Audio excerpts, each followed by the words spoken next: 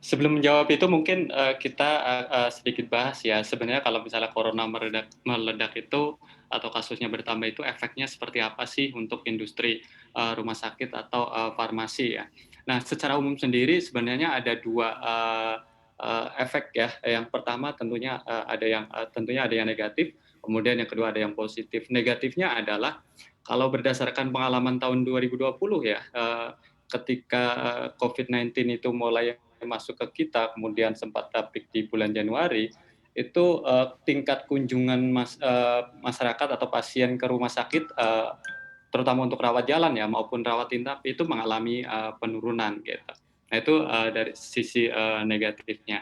Tapi dari sisi, positifnya, eee, ketika ada Covid ini membuka, bisnis baru di rumah sakit, yaitu terkait dengan Covid tadi ya. Terutama ada beberapa rumah sakit yang membuka, ruang, atau menyediakan tempat tidur ya untuk perawatan Covid dan ada juga yang hanya sebatas melakukan, pengetesan misalnya kayak anti swab, kemudian, PCR dan, segala macamnya gitu yang berkaitan, dengan, Covid, gitu. Jadi secara umum memang, satu sisi, menyebabkan, penurunan, kunjungan pasien, terutama pasien non-Covid ya, karena orang pada takut, tentunya ke rumah sakit kalau mereka misalnya penyakitnya masih ringan, mereka akan, cenderung, lebih, berobat di rumah.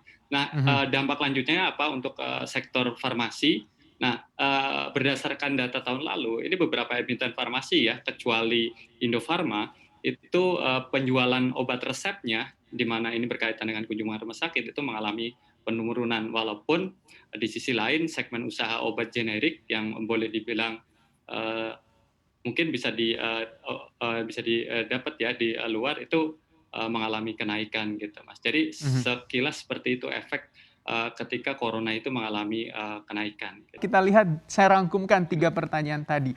Jadi lebih bagus pilih saham emiten farmasi atau rumah sakitnya, dan juga emiten rumah sakit yang secara fundamental mungkin atau farmasi yang bisa dilirik begitu bagi para sobat cuan. Ya, ini pertanyaan yang, cukup menarik ya. Sebenarnya, tadi kalau kita lihat ya, antara, emiten rumah sakit dengan, emiten farmasi itu saling terkait ya, ketika tadi, kunjungan, ke rumah sakit turun, obat resep, juga turun. Nah, kalau suruh milih mungkin, kita akan lihat lebih jauh ya. Jadi, di antara beberapa emiten yang, saat ini, tercatat di bursa ya, ada satu emiten yang kinerjanya di masa pandemi ini cukup menarik. Di antara yang lain itu misalnya sektor farmasi itu ada beberapa segmen yang mengalami penurunan, segmen penjualannya, tapi ini semua segmen mengalami, kenaikan yaitu, Indofarma ya. Jadi, dia itu mempunyai tiga segmen usaha yaitu alat kesehatan, nah kemudian, obat resep dan OTC itu semuanya mengalami, pertumbuhan gitu. Nah, tentunya ini menjadi, sesuatu yang menarik apalagi terakhir, ada, perkembangan terkait obat, Ivermectin ya yang, digadang-gadang atau disarankan untuk obat terapi, COVID-19. Nah ini tentunya kalau misalnya nanti benar-benar itu bisa dipakai, ini akan membuat penjualan obat resep dari, Indofarma itu, bisa membukukan kenaikan yang, cukup solid gitu. Jadi kalau, eee, dari, kondisi saat ini mungkin, sektor, kalau dari sisi sentimen dan kemungkinan, potensi kinerja ya mungkin, tadi ya, sektor emiten farmasi mungkin yang, lebih menarik gitu. Mhm, emiten farmasi begitu yang lebih menarik. Kita lihat ini pergerakan saham emiten-emiten farmasi selama 1 minggu ini.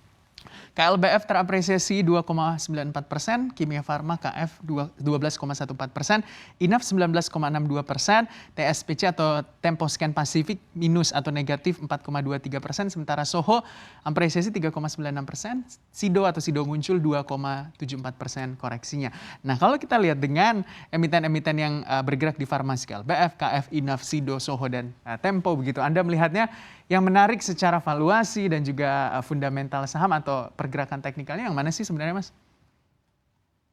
Ya, tadi ya kalau dari sisi sentimen mungkin Inaf, cukup menarik dalam jangka pendek ya. Tapi untuk, investasi sendiri atau dari sisi valuasi, kita melihatnya yang cukup menarik adalah Kalbe Farma dan, Sido ya. Itu 2 emiten yang, sejauh ini kita masih rekomendasikan buy dengan target masing-masing di 1.900 dan Rp900. Untuk Kalbe sendiri saat ini kan sedang mengembangkan obat untuk COVID juga ya, COVID juga untuk simptomnya ringan dan untuk usia di atas 50 tahun, dan ini ke depan kalau misalnya prospektif akan sangat baik ya untuk Kalbe. Kemudian dia juga sedang kerjasama dengan perusahaan asal Korea Selatan ya untuk mengembangkan vaksin juga.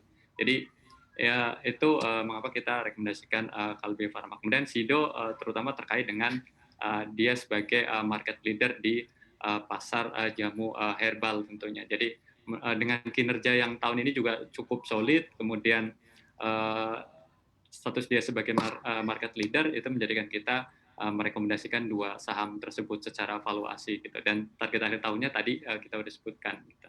Oke, ada KF, KLBF, Sido, dan juga Inaf.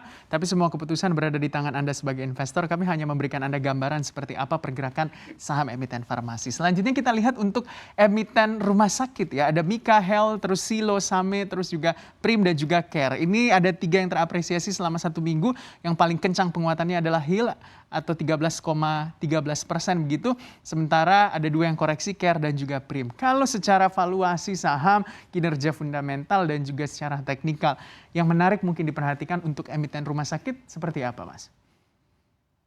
Ya, tadi ya dengan memanfaatkan isu tadi COVID-19 yang naik, itu sebenarnya kita mungkin bisa lihat dari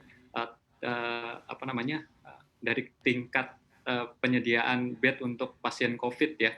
Jadi kalau kita lihat di antara beberapa emiten rumah sakit yang pasien ruang rawat untuk COVID-nya porsinya paling banyak adalah Hermina ya, 35% dengan total kapasitas di tahun 2020 itu 1.700-an tempat tidur gitu. Nah, kemudian yang kedua adalah Mika ya, Mika dengan porsi 28% dan terakhir adalah Siloam ya 12%. Jadi dari sisi pergerakan harga sendiri mungkin yang cukup menarik saat ini adalah saham mitra keluarga ya. Kalau teman-teman perhatikan saham-saham rumah sakit ini semuanya boleh dibilang posisinya semuanya udah cukup di atas gitu. Jadi yang agak ketinggalan saat ini yang menarik untuk dilirik dan tadi ya porsi untuk ruang COVID-nya saya sudah sampaikan mungkin mitra keluarga.